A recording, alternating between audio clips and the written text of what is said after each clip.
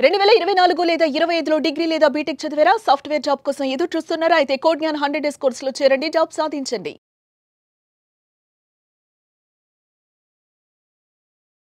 నమస్కారం శ్రీ ఆచార్యానందకృష్ణ స్వామి గారు. నమస్కారం అండి. ఈ వీడియోలో మనీకి సంబంధించినటువంటి ఎవరికైతే నెగిటివ్ బ్లాక్స్ ఉంటాయో సో వాళ్ళకి ఆడియన్స్కి ఏం చెప్తారు? ఇప్పుడు కొద్దిగా మనం డెప్త్కి వెళ్దాం అనుకుంటున్నాను సబ్జెక్ట్ని ఇంకా. ఎందుకంటే మనం ఇప్పటిదాకా వచ్చిన సబ్జెక్టు మనం మ్యాక్సిమం చెప్పగలిగాం. ఇంకా ఎంత వీలైతే అంతా మనం ఇంకా డెప్త్కి వెళ్ళి వాళ్ళకి సమస్యలు మనం సాల్వ్ చేసే ప్రయత్నం చేద్దాం. చాలా మంది మన దగ్గర కామెంట్స్ ఏంటంటే నా దగ్గరకు వచ్చిన క్లయింట్స్ కానీ లేకపోతే క్లాస్కి వచ్చిన వాళ్ళు కానీ వాళ్ళకి ఇంకా ఇన్ఫీరియారిటీ కాంప్లెక్స్ అనేది పోవట్లేదు. ఆత్మన్యూనత భావం ఏదైతుందో అది వెళ్ళిపోవట్లేదు వాళ్ళకి. నా దగ్గర వచ్చి ఏడ్చేస్తారు, పర్సనల్ అపాయింట్మెంట్ తీసుకొని వస్తారు. వచ్చేసి ఇప్పుడు మన సబ్జెక్ట్లో నెగిటివ్ చెప్పొద్దని మనం అంటాం కదా.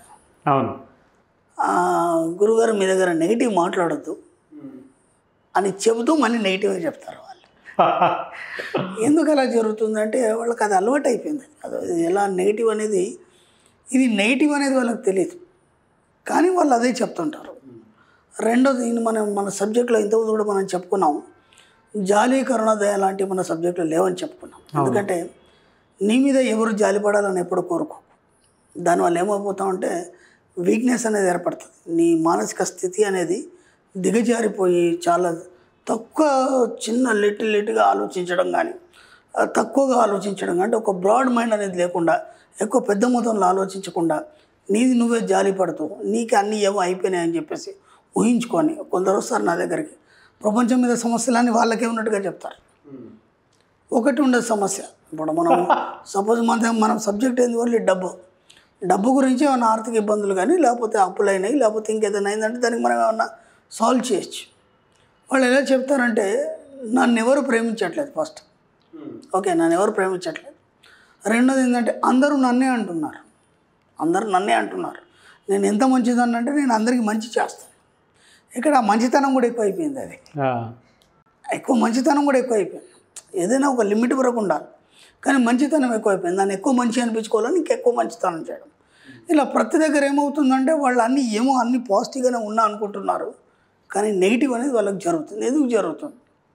ఇక్కడ విచిత్రం ఏంటంటే వాళ్ళందరూ నన్ను అన్నారు అని ఒక మాట మీరు అన్నప్పుడు మీరు ఎంతవరకు కరెక్ట్ ఉన్నారని ఒకసారి బేరీజ్ వేసుకోవాలి మీరు. ఓకేనా? ఎవరు ఊరికే అన్నారు అంటే అక్కడ నీ బిహేవియర్ కానీ, నువ్వు ఎలా నడుచుకుంటున్నావు వాళ్ళతో, నీ యొక్క మాటలో కానీ లేకపోతే నీ యాటిట్యూడ్లో కానీ ఎక్కడ తేడా వస్తుంది, అది ఫస్ట్ మీరు చూసుకోవాలి. అది చూసుకోకుండా ఏమంటున్నారంటే అందరూ నన్నే అంటారు, నా భర్త కూడా నన్నే అంటాడు, మా అత్తమ్మ వాళ్ళు నన్నే అంటారు, మా పిల్లలు నన్నే అంటారు. నేను ఇంకేం చేయాలి? ఏడ్చేయటం, ఇంకో మాట లేదు, ఏడ్చేయడం వల్ల ఏమవుతుంది? అక్కడ నీ మీద నీకు జాలి చూపించుకుంటున్నావు. అవును, నీ మీద నువ్వు జాలి చూపించుకుంటావు. ఎప్పుడైతే జాలి చూపించుకుంటావో విశ్వం నీకు సహకరించదు. ఎప్పుడైతే ధైర్యంగా ఉంటావో అప్పుడు విశ్వం నీకు ఏదైనా చేస్తుంది. కానీ ఎప్పుడైతే జాలి చూపించుకుంటావో నీకు ఏది నీ దరికి చేరదు. ఎందుకంటే నిన్ను నువ్వు తక్కువ అంచనా వేసుకుంటున్నావు. మన సబ్జెక్ట్లో మనం ఏమనుకున్నాం? నిన్ను నువ్వు గొప్పగా చెప్పుకోవాలనుకున్నాం. కానీ ఇక్కడ ఏం చేస్తున్నావు? నిన్ను నువ్వు తక్కువ అంచనా వేసుకుంటున్నావు. ఎప్పుడైతే నిన్ను నువ్వు తక్కువ చేసుకున్నావో ఏది కూడా నీ దగ్గరికి రాదు. ఎందుకంటే అది నెగిటివ్. కాబట్టి మళ్ళీ నెగిటివ్నే ఆకర్షిస్తుంది. కాబట్టి పాజిటివ్ అనేది నీ దగ్గరికి రాదు. నీ జీవితంలో మంచి అనేది కానీ, ఒక బ్రైట్నెస్ అనేది కానీ ఎప్పుడు చూడగలుగుతావు. అవును. కాబట్టి ముందు ఏం చేస్తారంటే ఆత్మన్యూనత భావాన్ని తీసేయండి ఫస్ట్. ఓకే, ఆత్మన్యూనత భావం తీసేసి ఇప్పుడు ఏదైతే మీరు ఇప్పటివరకు చెప్పారో, నన్ను ఎవరు బాగా చూడట్లేదు, నన్ను ఎవరు ప్రేమించట్లేదు, అందరు నన్నే అంటున్నారు, ఇప్పుడు ఆ పదాలకి రివర్స్ చెప్పండి. సింపుల్గా మెల్లిమెల్లిగా ఏం చేస్తారంటే ఆ పదాలని రివర్స్ చెప్పండి. నన్ను అందరూ మెచ్చుకుంటున్నారు, ఓకే, నన్ను అందరూ ప్రేమిస్తున్నారు, అందరూ నాతో మాట్లాడడానికి ఉత్సుకత చూపిస్తున్నారు, నేనంటే అందరికి ఇష్టం, నేను చాలా అందంగా ఉన్నాను, నేను చాలా బాగున్నాను, నా యాటిట్యూడ్ బాగుంది, నేను చాలా చక్కగా ప్రవర్తిస్తాను, అందరూ నా మాటలు వింటారు. ఇప్పుడు మనం నా మాట వాడు వింటాను లేదని మనం కంప్లైంట్ చేస్తాం. ముందు వాడు చెప్పేది వింటే కదా నీ మాట వినడానికి. ముందు నువ్వు వినడానికి సిద్ధంగా లేవు, కాబట్టి నీ మాటలు వాళ్ళు ఎలా వింటారు? ఆ సబ్జెక్ట్లో ఏదైనా మనం ఎలా ఉంటామో దాన్ని బట్టి, మన ప్రవర్తనను బట్టి సిచ్యువేషన్ అనేది ఉంటుంది. కాబట్టి ముందు మనం వినడానికి ప్రయత్నం చేయాలి. నువ్వు చెప్తుంటే మధ్యలో మాట్లాడావు అనుకో, వాడు ఎలా వింటాడు నీ మాట? కాబట్టి ముందు నువ్వు వింటే తర్వాత వాడు వింటాడు. ఇలా ప్రతి దగ్గర ఒకటి మీరు ఏం చేస్తారంటే చిన్న పదాలతో మార్చుకుంటారండి. పదం చెప్పడమే కాదు, దానికి అనుగుణంగా మీరు ఉన్నారా లేదనేది బెరీజ్ వేసుకోండి. ఓకే, ఇంకా మీకేం అర్థం కాలేదు, ఇంతకు కూడా ఇప్పటికి కూడా ఇంకా మీకేం అర్థం కాలేదు, జస్ట్ ఒకసారి అద్దం ముందు నిల్చోండి.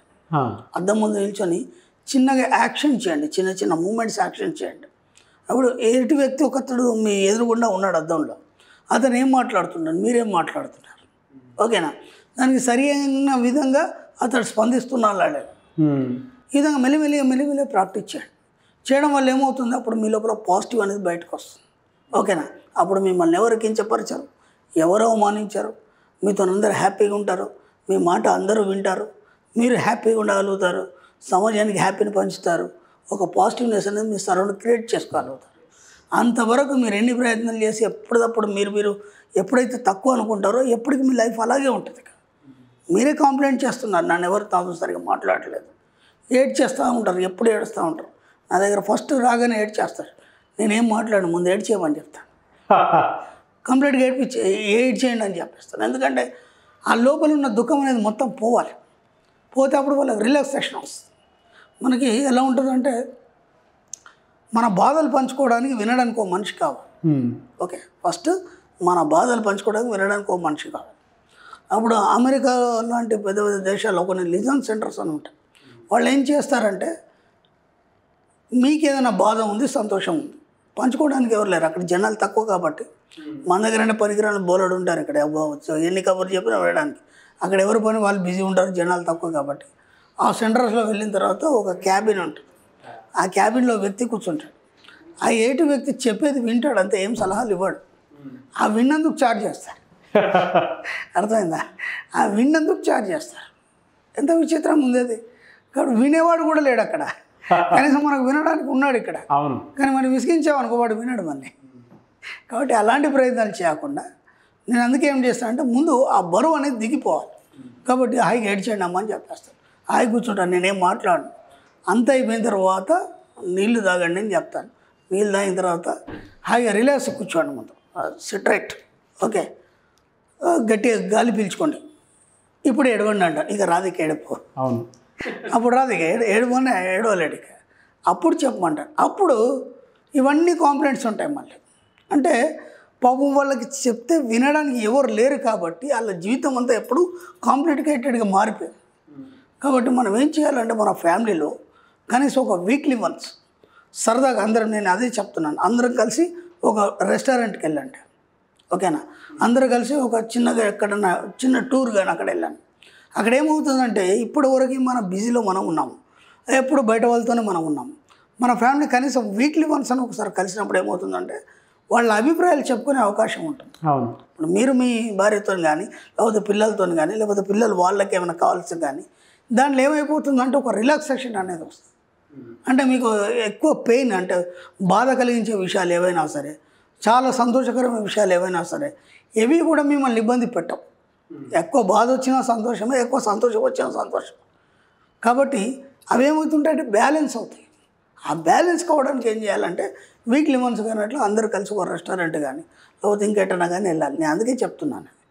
ఇప్పుడు ఏమవుతుంది, మీ లోపల ఆ ఆత్మన్యూనత భావం అనేది పోయి మీరు అందరితో మీ భావాలని స్వేచ్ఛగా ప్రకటించుకోవడం వల్ల మీకు ఒక ధైర్యం వస్తూ పాజిటివ్ మైండ్ అనేది, పాజిటివ్ యాటిట్యూడ్ అనేది మీకు మొదలవుతుంది.